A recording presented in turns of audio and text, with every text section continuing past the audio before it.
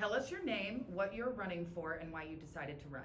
My name is Jonathan Wainscott. I'm running for the mayor of Asheville, and I decided to run to engage the conversation more robustly as we go along the way and to offer some new perspectives. And I do believe that there's a lack of leadership afoot, and I'm willing to step into that role and take on some of the things take on all the things that we're vexed with here in Asheville these days. What are the qualities that a mayor needs to be effective? Mention a strategy and mindset that you intend to use in this position. Finally, what is the main challenge that you foresee in the role?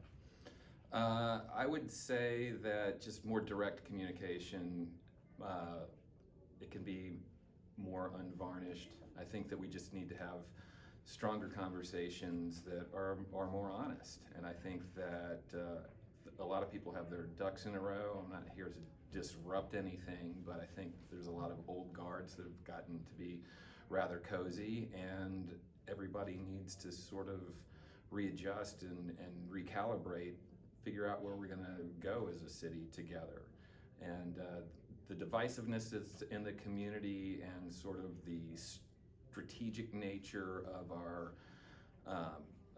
alliances and the partnerships that we have in town, I think have become muddied, and I want to try to clean some of that up.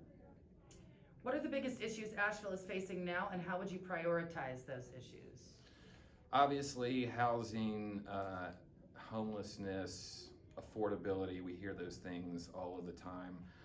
Affordability is going to be hitting people hard everywhere in the country right now. That's not to say that, obviously, Asheville's been one of the most expensive cities in the state and in the country relative to our per capita existence here, and we make it that way.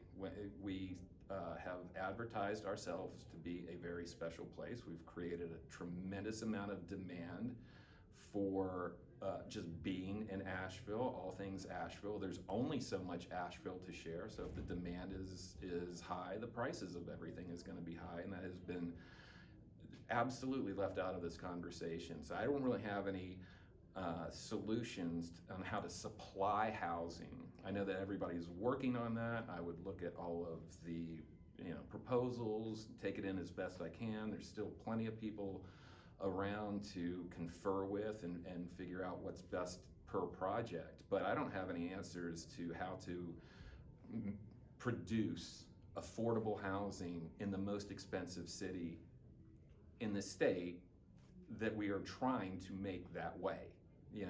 We have to use the brake and the gas pedal responsibly, and right now it's just all gas, no brakes.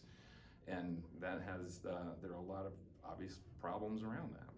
How do we fund the cleaning up of this town with so many more people here in it than a regular town? Where should that money be coming from? I clearly think that should be coming from our hotel tax here that needs to be readjusted. Yes, it's a state law, but it's a state permission. Our policy here is crafted by the locals and is taken to the state for permission to use, and the guidelines that we've been under need to be reevaluated, and we need to change our hotel tax distribution here. Do you agree with defunding the police? And yes, do you agree with defunding the police? Defunding the police? Yes. No, I don't agree with defunding the police. I think that we've already seen what happens when you lose 44% of staff, which wouldn't even get us to this ridiculous 50% notion that somebody decided that's what needs to be done. Not at all. I think that the police department, nobody is beyond reproach. A couple years ago, we had an incident with Officer Hickman, and I know that incident wouldn't be exclusive it's not the only time that this has happened. That doesn't necessarily mean that the entire barrel is spoiled, but however, one rotten apple, then I do believe requires to see what the other closest apples that have been around that one, just like in your own house, If you see that there's a spoiled piece of fruit in your basket, you check out the rest of them. It's just due diligence. And so, honest conversations between the people and the police who aren't seeing eye to eye need to continue to happen so that we can come together as a community, because I'm not an anti-police person. I just want everybody to do their jobs right and do right by the people that they're serving. Do you support camping bans, panhandling bans, food permitting, or low barrier shelters? And what are some solutions you want to explore or implement regarding Asheville's issues with homelessness? Interestingly enough, about 9 years ago, I've found an idea to perhaps allow camping on the French Broad River, because in a way it was a free land. It wasn't owned by anybody. The property lines that abut the French Broad River end, and there's space along the river where a person can legally camp. And I thought that, if there are people out there camping with their glamping and their Columbia gear and all that kind of stuff, with the hipsters on the, they wouldn't be bothered. But somebody who has nothing and is just, dirty and it's unsightly, that's somebody's shelter. Could this be done? It can't be done because we don't have the staffing to do this. I thought about using our parks, which are closed at night, that do have restrooms, running water, lights, flat ground, security gates, but that means that we're going to have to staff that throughout the night, and we don't have enough money to adequately maintain our parks during the day for the use that they've already been intended for. So to our ability to expand that, no, we can't do that. We just can't do that. And I have rules at my house. You have rules at your house. The city has rules. I'm like, I fought the law and the law won kind of guy. I've been on the, I know what it's like to want to fight the system and everything, but I'm a little bit older now and understand the realities of what it is that we're able to do. And if you can't do a job well, starting it with only half of the resources can result in obviously the failure of that. The wasted resources do that and cause even more problems. So no camping, no. We are all aware of the tactic of intimidation used against the leadership in Asheville by a small group of people. Many feel this intimidation hurts the majority of the neighbors who aren't as loud.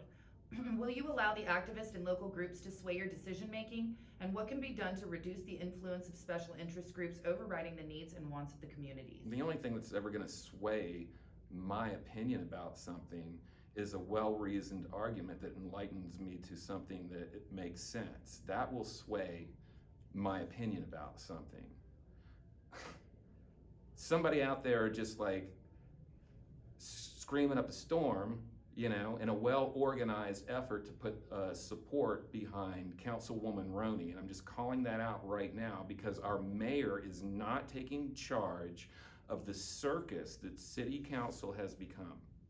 Just the other day at a work session, which is public, it's allowed to be seen by everybody. You may be there and witness it. There's nothing happening behind closed doors.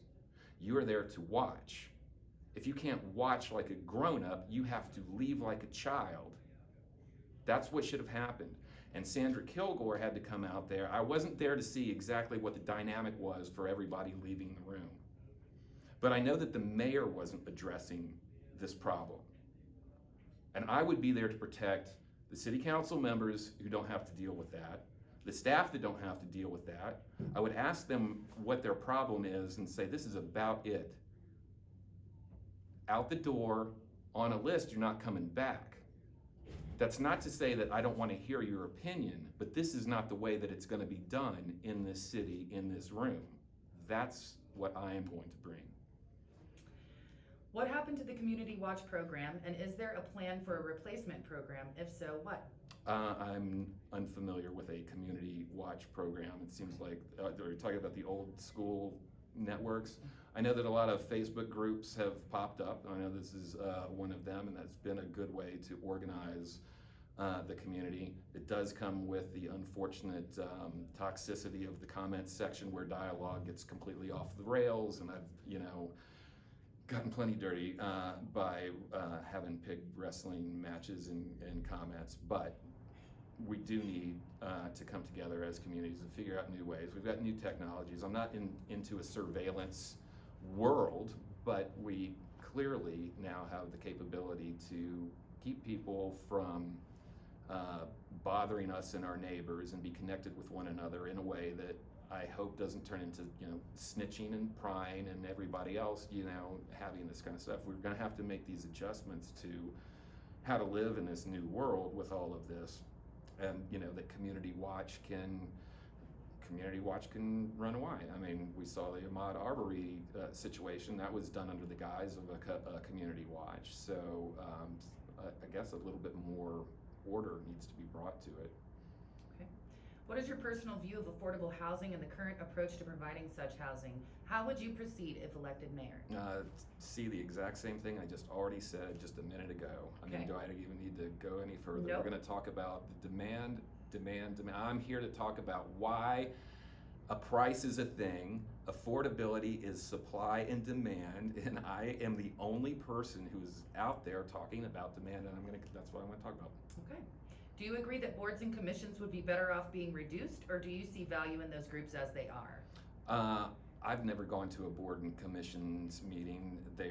They seem to be a great place for ideas to die. I think there's probably too many cooks in the kitchen.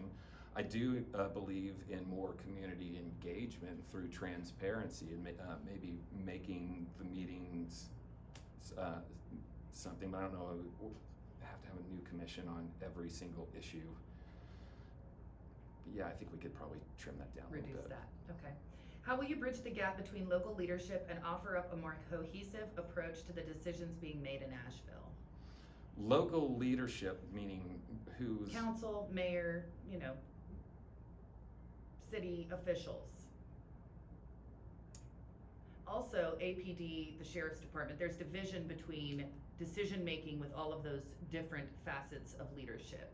And, our thought is if they came together in a more cohesive way, maybe we wouldn't have so many issues. But it seems like one entity over here believes this and goes this direction, and this one's believing this and that direction, and they're not working together, which is causing a lot of more problems. Well, the first thing I would have to do is sit down with everybody and say, what's up? What is your gripe? Where are you getting, where are you finding problems?